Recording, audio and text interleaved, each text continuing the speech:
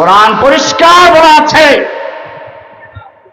এক স্বৈরাচারী ফ্যাসিস্ট ইসলামের দুশমন ওলামায়ে কেরামদেরকে জেলে ঢুকিয়েছে। এমন কোন আলেম নেই যারা একটু বড় আলেম, যারা কথা বলতে পারে, সেই আল্লাহ নাজমুল হক সাহেব থেকে শুরু করে আমাদের পর্যন্ত যুগে যুগে সে কারাগার বন্দী করে ভরপুর করেছে আলেমদেরকে দিয়ে। এরপরে গল্প শোনায়, তাহাজ্জুদ পড়ে, গল্প শোনায়, কোরআন পড়ে। কোরআন পরিষ্কার বলছে মসজিদ নির্মাণ করবে তারা যাদের মধ্যে 5টা কোয়ালিটি আছে, শুধুমাত্র তারাই মসজিদ তৈরি করতে পারবে, যার শেষ কোয়ালিটি হচ্ছে ওয়ালাম ইয়াখশা ইল্লাল্লাহ, আল্লাহ ছাড়া কাউকে ভয় করবে না। সুতরাং যে ব্যক্তি ওয়ালাম ইয়াখশা ইল্লাল ইন্ডিয়া ছাড়া কাউকে ভয় করে না, তার মসজিদ তৈরি করার অধিকার নেই। সৌদি আরব থেকে টাকা এনে নাম দেয় নিজে মসজিদ তৈরি করেছে। মিথ্যাবাদী, স্বৈরাচারী, কত রকমের কোয়ালিটি আপনি তা বয়ান করবেন। আমি আজকে সে বিষয়ে আলোচনা করবো না, সেই ওদিকে যাচ্ছি না। মসজিদ নির্মাণ করার জন্য গুণ কয়টা থাকতে হবে? ইমাম সাহেব থাকতে হবে কিনা? এখন ইমাম সাহেব যদি হয় ওয়ালাম ইয়াখশা ইল্লাল কমিটি, তাহলে কেমনে হবে? সেই নবুয়তের পোস্টারে হেডলাইনে সর্বপ্রথম এবং প্রধান ব্যক্তি যে ছিলেন, যার নাম লেখা ছিল হেডলাইনে, তিনি হচ্ছেন মুহাম্মাদুর রাসূলুল্লাহ সাল্লাল্লাহু আলাইহি ওয়াসাল্লাম। এরপরে নিচের দিকে অনেক বক্তাদের নাম ছিল। সেই বক্তারা কারা? সেই বক্তারা আদম আলাইহিস সালাম, মূসা আলাইহিস সালাম, ঈসা আলাইহিস সালাম থেকে শুরু করে সব নবীরা। এই বক্তাদের জন্য আল্লাহ রাব্বুল আলামিন একটা আলাদা সম্মেলন করেছেন রূহ জগতেই। সেই সম্মেলনের প্রধান মধ্যমণি ছিলেন আমাদের প্রিয় নবী মুহাম্মদুর রাসূলুল্লাহ সাল্লাল্লাহু আলাইহি ওয়াসাল্লাম। কোরআন ইরশাদ হয়েছে, ওয়া ইয আখাযাল্লাহু মিসাকান নাবিয়্যিন, আল্লাহ রাব্বুল আলামিন ইরশাদ করেন, ওয়া ইয আখাযাল্লাহু, আল্লাহ রাব্বুল আলামিন অঙ্গীকার নিয়েছেন, মিসাক নিয়েছেন সমস্ত নবীদের থেকে। এই মাহফিলে সব ছিলেন নবী রাসূলরা। কোন এক কবি সুন্দর করে বলেছেন, খোদা খোদ মীর মাহফিল বুদ মুহাম্মদ শামঈয়া মাহফিল। আল্লাহ রাব্বুল আলামিন ছিলেন ওই মাহফিলের প্রধান বক্তা, আর ওই মাহফিলের আলোচ্য বিষয় ছিলেন যাকে নিয়ে, তিনি হচ্ছেন আজকে আমরা যাকে নিয়ে আলোচনা করছি। সব নবীদের সামনে আল্লাহ রাব্বুল আলামিন একজন প্রধান মেহমানের পরিচয় করিয়ে দিচ্ছেন। ওয়াইদ আখাযাল্লাহু মিসাকান নাবিয়্যিন, আল্লাহ রাব্বুল আলামিন সব নবীদের সামনে পরিচয় করিয়ে দিলেন, তোমাদের এই মাহফিল দুনিয়ার মঞ্চে তোমরা যাবে বক্তব্য রাখার জন্য, তাওহীদের আলোচনা করার জন্য। কিসের আলোচনা? আমার পৃথিবীতে আমার তাওহীদের আলোচনা করার জন্য তোমাদেরকে পাঠাচ্ছি, তোমাদেরকে নবুয়ত দিব, রিসালাত দিব, সব দিব, কিন্তু শর্ত একটা, লা তুমিনুন্না বিহি ওয়া লা তানসুরুন্নাহ। আমার এই প্রধান বক্তা সর্বশেষে যাবেন। এই প্রধান বক্তা যখন যাবেন, তোমাদের কাজ হচ্ছে তার প্রতি ঈমান আনা, তাকে সাহায্য করা। লা তুমিনুন্না বিহি ওয়া লা তানসুরুন্নাহু। আমার প্রধান মেহমান যখন যাবেন, তখন তোমাদের নবুয়ত থাকবে না, রিসালাত থাকবে না, সব কিছু বাতিল হয়ে যাবে। তোমাদেরকে সেই নবীর প্রতি ঈমান আনতে হবে। লা তুমিনুন্না বিহি ওয়া লা তানসুরুন্নাহু, তার প্রতি ঈমান আনতে হবে, তাকে সাহায্য করতে হবে। কে বলছেন? কাদের সামনে? সব নবীদের সামনে আল্লাহ রাব্বুল আলামিন পরিষ্কার জানিয়ে দিলেন, লা তুমিনুন্না বিহি ওয়া লা তানসুরুন্নাহু। আমার সেই প্রধান বক্তা যখন যাবেন, তখন তোমাদের কাজ হলো তার প্রতি ঈমান আনা, তাকে সাহায্য করা। আ'আকরারতুম, তোমরা কি মেনে নিচ্ছ? সব নবীরা বললেন, ক্বালু আকরারনা, আমরা মেনে নিচ্ছি। এরপর আল্লাহ বলছেন, ফাশহাদু, ওয়া আনা মাআকুম মিনাশ শাহিদিন, তোমরা সাক্ষী থাকো, আমিও তোমাদের সঙ্গে সাক্ষী আছি। এরপরে মাহফিল শুরু হয়ে গেল। পৃথিবীর মাহফিল চলতে থাকলো। প্রধান মেহমান যদি বড় বক্তা হয়, বড় কেউ হয়, মঞ্চটা বড় বানানো হয় কিনা? প্রধান বক্তা আসবেন, এজন্য মঞ্চ দরকার। মঞ্চটা তো হবে কোথায়? যেহেতু তিনি বিশ্ব নবী, পৃথিবীর মাঝখানে মঞ্চ তৈরি করার জন্য হুকুম করলেন ইব্রাহিম আলাইহিস সালামকে।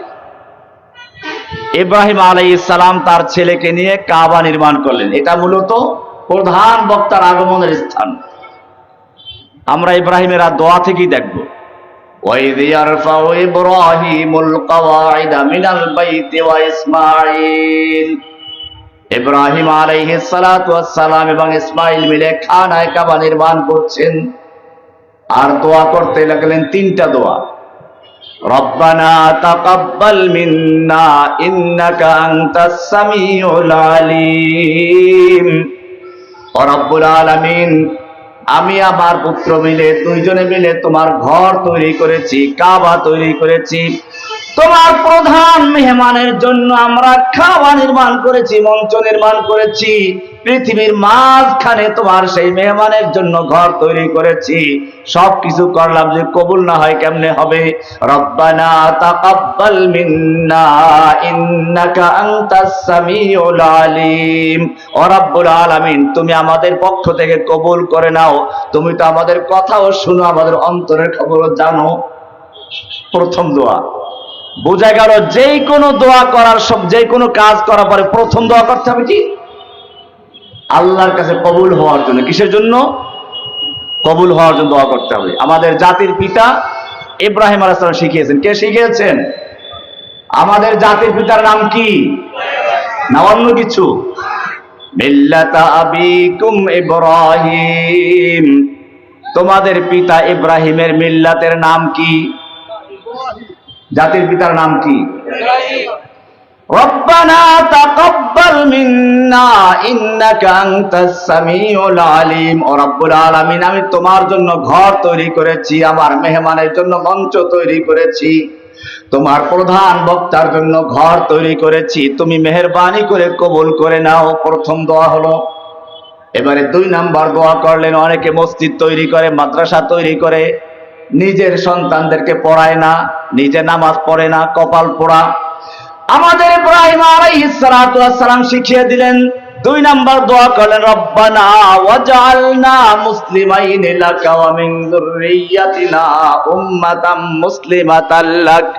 ও রব্বুল আলামিন, আমরা তোমার জন্য ঘর তৈরি করেছি, তুমি কবুলও করলে, কিন্তু আমরা যদি কবুল না হই কেমনে চলবে?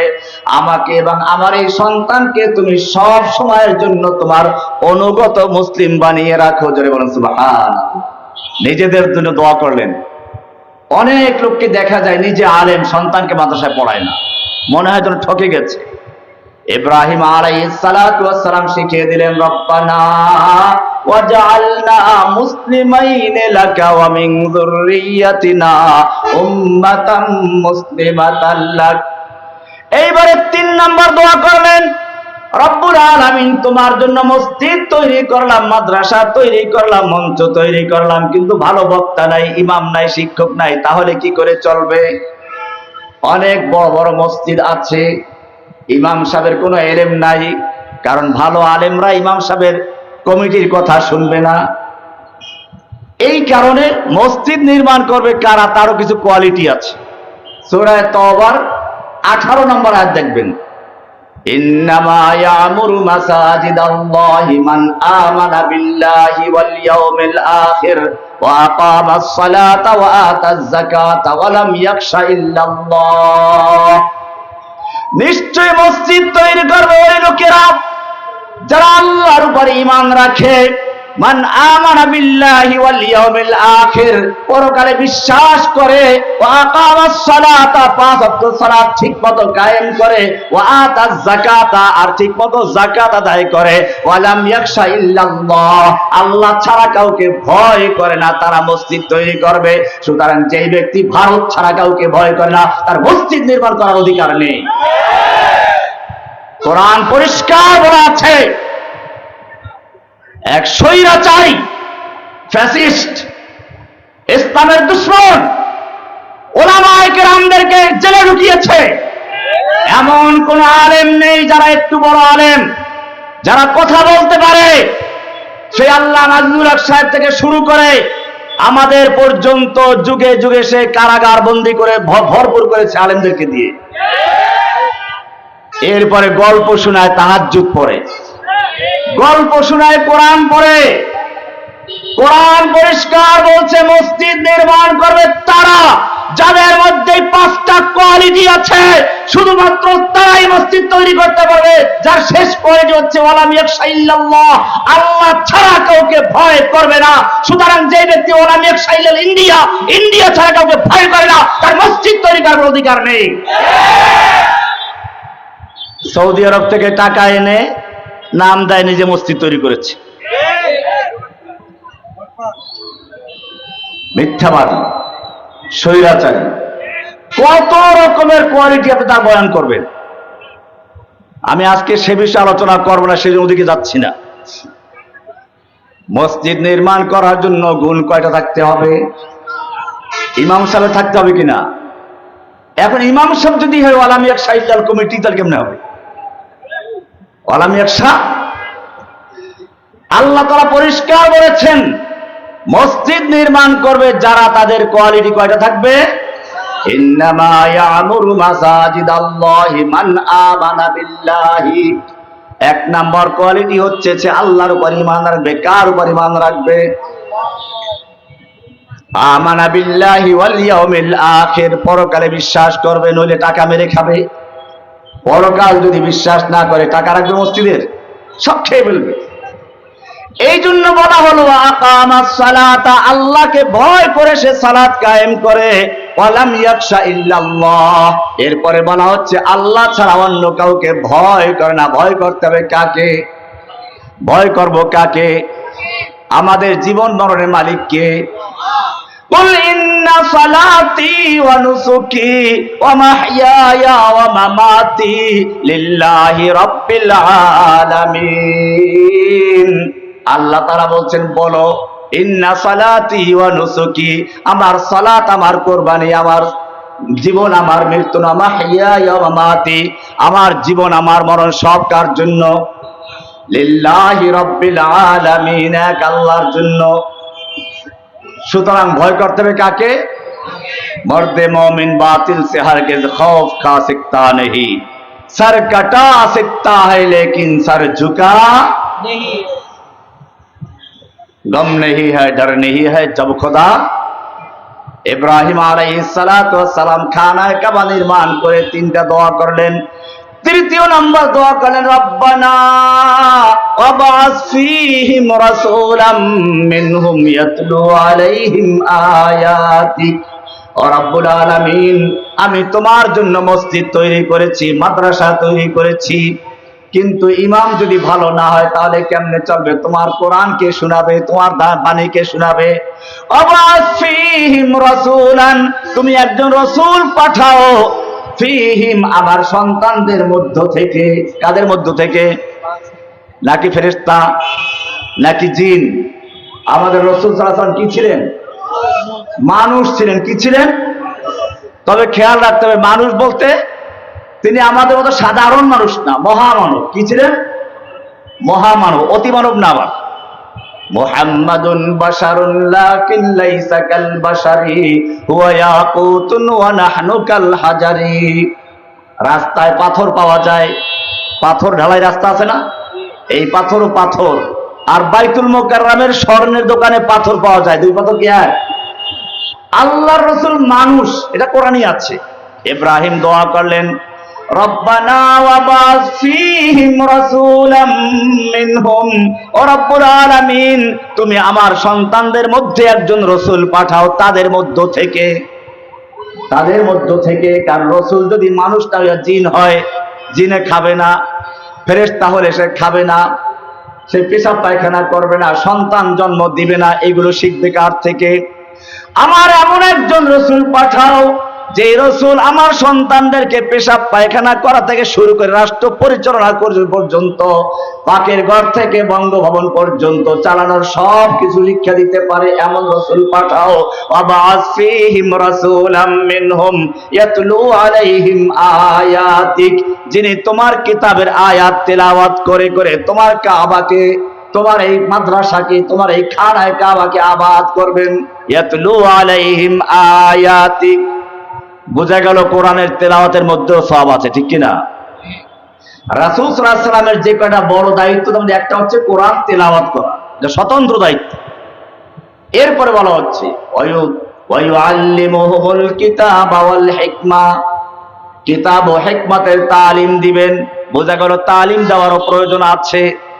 এখন একদল বের হয়েছে আহলে কোরআন। কি বের হয়েছে? আহলে কোরআন।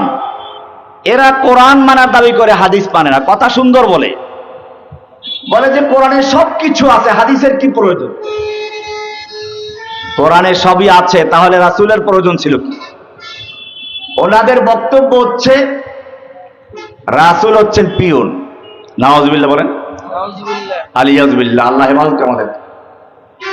কোরআনের কিছু আয়াত পেশ করে, রব্বা ইয়া আইয়ুহার রাসূল বাল্লিগ মা উনজিলা ইলাইকা মির রাব্বিক, হে রাসূল আপনার রবের পক্ষ থেকে আপনার প্রতি যা নাজিল করা হয়েছে তা তাবলীগ করে দিন, পৌঁছিয়ে দিন। তাহলে রাসূলের দায়িত্ব হচ্ছে পৌঁছিয়ে দেওয়া, যেটা পিয়নের কাজ। সুতরাং তাকে কেন আনুগত্য করবো? এটা হলো ওদের যুক্তি। কিন্তু রাসূল কি খালি পিয়ন? ইব্রাহিম আলাইহিস সালাম সেই জন্য দোয়া করলেন ওয়ায়ুআল্লিমুহুমুল কিতাবা ওয়াল হিকমা, যিনি আমার সন্তানদেরকে কিতাব ও হিকমতের তালিম দিবে, ওয়ায়ুযাক্কিহিম, এবং কোরআনের আয়াত তেলাওয়াত করে করে তাদের অন্তরের থেকে যত রকমের ভ্রান্ত মতবাদ আছে, খাজা বাবা, গাজা বাবা, লেংটা বাবা, যত রকম দরগা দুর্গা আছে, সব কিছুকে উৎখাত করে শুধুমাত্র তোমাকে বসাবে এমন একজন রাসূল পাঠাও। কে দোয়া করলেন? ইব্রাহিম আলাইহিস সালাম। এবারে মঞ্চ তৈরি করলেন, সর্বশেষ বক্তার জন্য মঞ্চ তৈরি করে দোয়া করলেন। আল্লাহ রাব্বুল আলামিন উত্তর দিচ্ছেন সূরা জুমার 2 নম্বর আয়াত, ওয়াল্লাযী বাআসা ফিল উম্মিয়্যিনা রাসূলাম মিনহুম ইয়াতলু আলাইহিম আয়াতিক। আল্লাহ তাআলা বলছেন তিনি আল্লাহ যিনি তার রাসূলকে প্রেরণ করেছেন, রাসূলাম মিনহুম, বাআসা ফিল উম্মিয়্যিন, যিনি উম্মিয়িনদের মধ্যে রাসূল প্রেরণ করেছেন, ইব্রাহিমের সন্তানদের মধ্যে রাসূল প্রেরণ করেছেন। ইব্রাহিমের দোয়া ছিল, যার কাজ হচ্ছে কি? ইয়াতলু আলাইহিম আয়াতিক, যিনি আয়াত তেলাওয়াত করে শোনাবেন। এটা মিল আছে। ইব্রাহিমের দোয়া আল্লাহর দেওয়া মধ্যে দুইটা পার্থক্য আছে। ইব্রাহিম আলাইহিস সালাম দোয়া করেছিলেন ইয়াতলু আলাইহিম আয়াতিকা, এরপরেই কি বললেন? ওয়ায়ুআল্লিমুল কিতাব ওয়াল হিকমা। কিন্তু আল্লাহ তাআলা এটাকে শেষে নিয়ে গেছেন। শুরুতে নিয়ে আসলেন কি? ওয়ায়ুযাক্কিহিম, কোরআনের আয়াত তেলাওয়াত করে করে তাদের আত্মাকে শুদ্ধ করবেন। কি করবেন? এটা আমি উদাহরণ দিই ভাবে, একটা পুরাতন